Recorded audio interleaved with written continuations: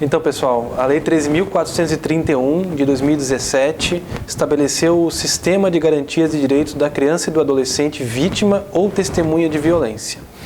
Esta lei, então, criou o depoimento especial e a escuta especializada.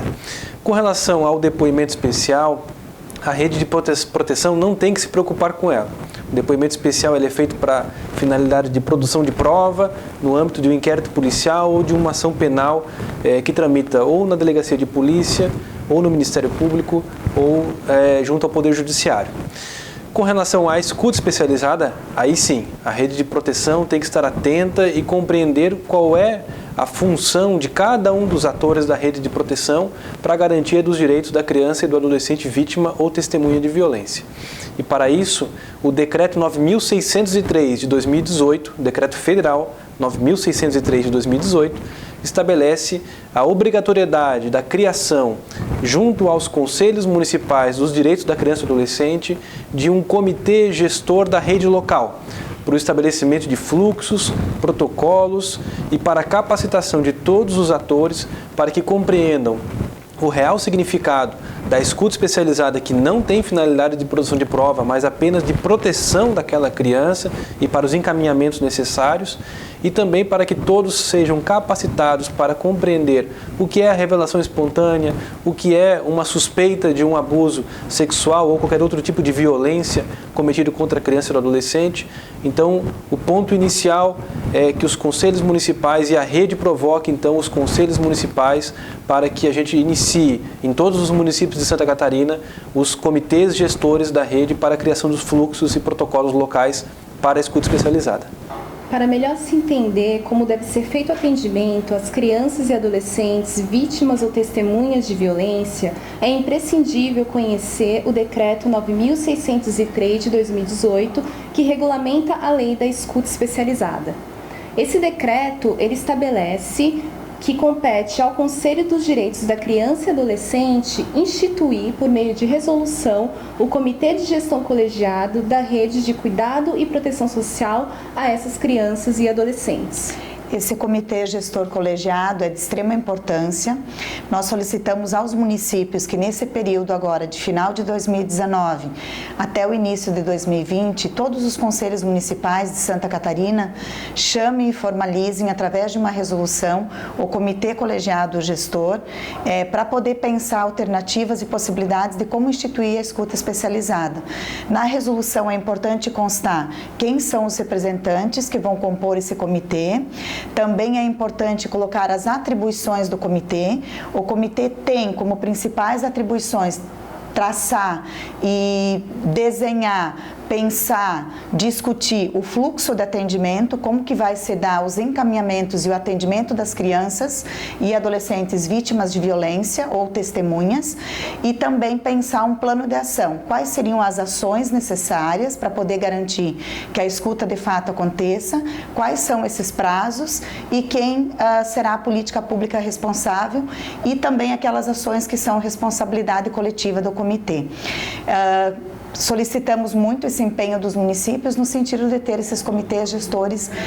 já formalizados. Para poder contribuir com o comitê gestor local, nós sugerimos a utilização dos parâmetros da escuta especializada, que foi um parâmetro elaborado pelo Ministério dos Direitos Humanos, e também o decreto e a lei, como referência para que vocês possam avançar nesse sentido. Como se sabe, o acompanhamento socioassistencial a crianças e adolescentes vítimas de violência e suas famílias acontece no Serviço de Proteção e Atendimento Especializado a Famílias e Indivíduos, o PAEF, nos Centros de Referência Especializado de Assistência Social, os CREAS, em articulação com os demais serviços do SUAS, como a proteção social básica, em referência e contra-referência ao CRAS. Onde não há CREAS, o atendimento deve ser realizado pelas equipes de referência da Proteção Social Especial. A acolhida e a escuta já se configuram como um instrumento técnico-operativo das equipes de referência do SUAS.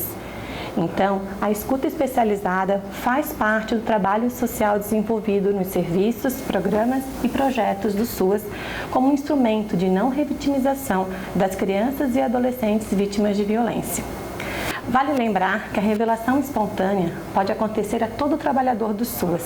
Por isso a importância de todo trabalhador estar preparado para observar os sinais e acolher as crianças e adolescentes vítimas de violência. Então, é necessário a qualificação e a capacitação específica de toda a rede de atendimento, assim como os profissionais do SUAS, e também ações de educação permanente no SUAS. É importante que a educação se insira nesse processo. Enquanto política pública de atendimento à população, nós somos a porta de entrada da comunidade, principalmente das crianças e adolescentes. Então, é necessário que todos nós, professores e todos os demais trabalhadores em educação, estejamos atentos e possamos conhecer o fluxo e os protocolos para permitir a agilidade no processo e atendimento qualificado às nossas crianças e jovens vítimas de violência. A escuta especializada é um dos procedimentos possíveis dentro do atendimento na rede intersetorial. Nós temos ainda o acolhimento da revelação espontânea, a partir do qual podem surgir informações importantes e suficientes para que a superação da violência e os encaminhamentos da proteção aconteçam. Então, nesse sentido, nós entendemos que a escuta especializada, enquanto procedimento de entrevista, conforme prevê o decreto, é um procedimento excepcional, né, que só vai acontecer quando as informações dos atendimentos ou da acolhida da revelação espontânea não forem suficientes. Nessas situações que o profissional capacitado, que vai ser um profissional referência escolhido dentro da rede de proteção, vai atuar, definindo então a necessidade dessa entrevista e realizando essa entrevista para fornecer as informações necessárias e a proteção necessária para a criança e para o adolescente. Então, nós estamos prevendo aí para o primeiro semestre de 2020 a capacitação presencial desses profissionais que serão mapeados nas diferentes redes de proteção e também um curso à distância